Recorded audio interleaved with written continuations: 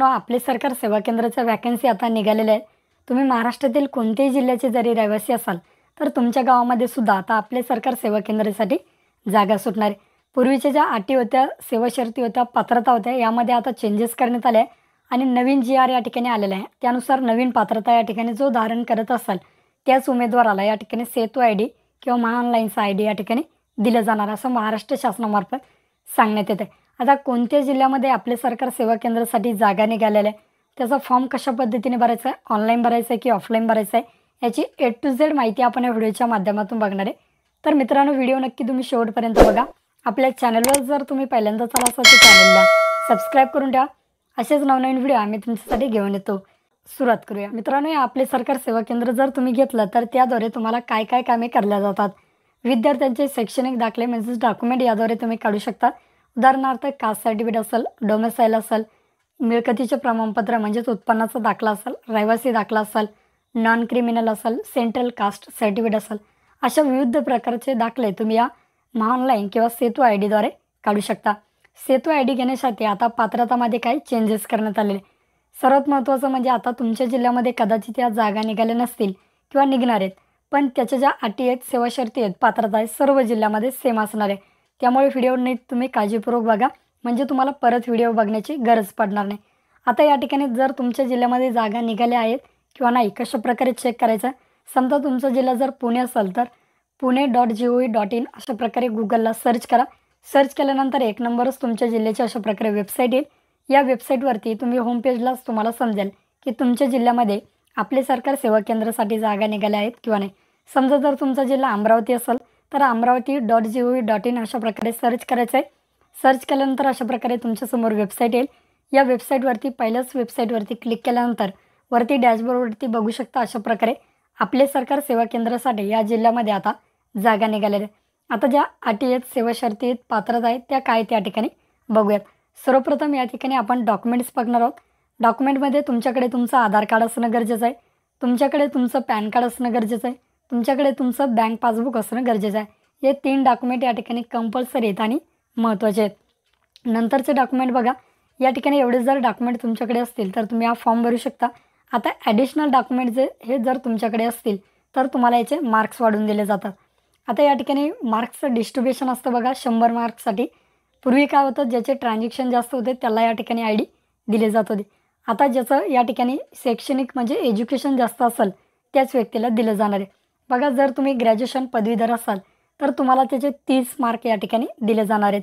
जर तुम्ही पदव्युत्तर असाल त्याचेसुद्धा तुम्हाला 25 मार्क या ठिकाणी दिले जाणार आहेत। जर तुमच्याकडे CSC आय डी असेल तर त्याचेसुद्धा तुम्हाला 25 मार्क दिले जाणार आहेत। म्हणजे अशा प्रकारे हे झाले 80 मार्क आणि 20 मार्कासाठी तुमची मुलाखत असणार आहे। मुलाखत तुमची कुठं होणार, तर तुमच्या जिल्हाधिकारी कार्यालयामध्ये तुमचा जो जिल्हा असेल त्यामध्ये तुमची मुलाखत घेतली जाईल। 20 मार्क्ससाठी मुलाखत राहील।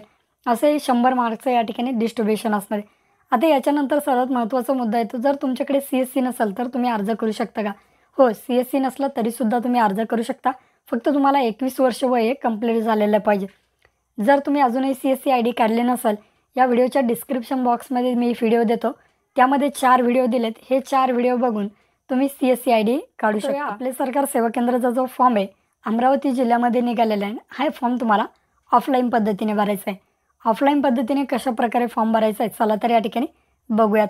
आता हा फॉर्म भरल्यानंतर एवढे जे डॉक्युमेंट्स तुम्ही फॉर्म भरताना दिलेत त्या सर्व डॉक्युमेंटची एक झेरॉक्स तुम्हाला या फॉर्मसोबत जोडायची आहे आणि तुमच्या जिल्हाधिकारी कार्यालयामध्ये या ठिकाणी नेऊन द्यायचं आहे। 23 जूनपासून तर 7 जुलै या कालावधीमध्ये तुम्ही हा फॉर्म भरायचा आहे आणि तुमच्या जिल्हाधिकारी कार्यालय म्हणजेच अमरावती जिल्हाधिकारी कार्यालयामध्ये सेतू समितीकडे तुमचा अर्ज हा नेऊन द्यायचा आहे। त्यानंतर तुम्हाला ज्या अपडेट्स दिल्या जातील त्या सर्व ऑनलाईन पद्धतीने तुमच्या जिल्ह्याच्या वेबसाईटवरती दिल्या जात असतात। चला तर या ठिकाणी कशा पद्धतीने हा फॉर्म भरायचा आहे बघूयात। मित्रांनो, ही जाहिरात आलेली आहे अमरावती जिल्ह्यासाठी।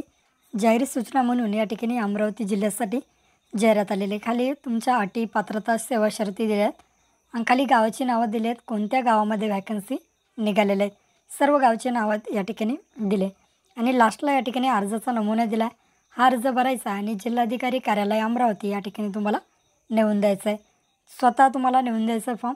आता फॉर्म कशा पद्धतीने भरायचा आहे बघा।